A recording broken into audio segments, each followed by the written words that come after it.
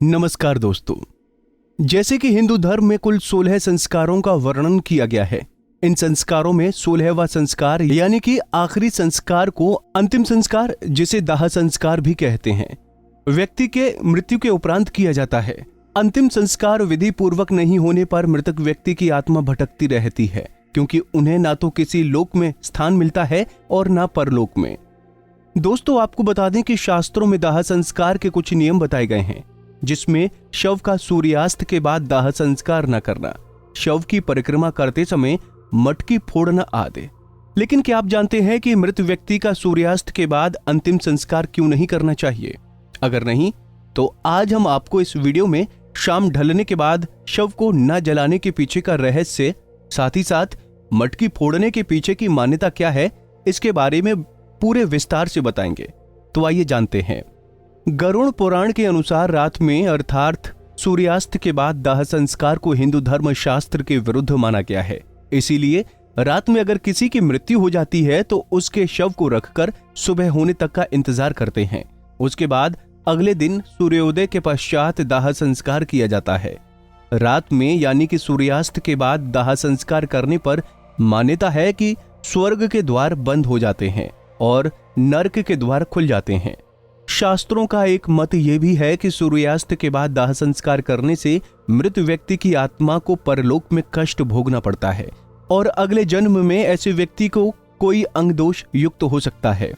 एक मत यह भी है कि सूर्य को आत्मा का कारक माना गया है। सूर्य ही जीवन और चेतना भी है। आत्मा सूर्य से ही जन्म लेती है और सूर्य में ही विलीन होती है। सूर्य नारायण के रूप में और सभी कर्मों को देखते हैं, जबकि चंद्रमा पितरों का कारक है। ये पितरों को संतुष्ट करने वाले हैं। रात्रि के समय आसुरी शक्ति प्रबल होती है, जो मुक्ति के मार्ग में बाधा उत्पन्न करती है।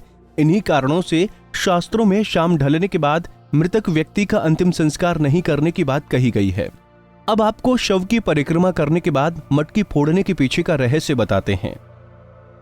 अंतिम संस्कार के समय छेद वाले गड्ढे में जल भरकर चिता पर रखे शव के चारों ओर परिक्रमा की जाती है और फिर इसे पीछे की ओर पटक कर फोड़ दिया जाता है।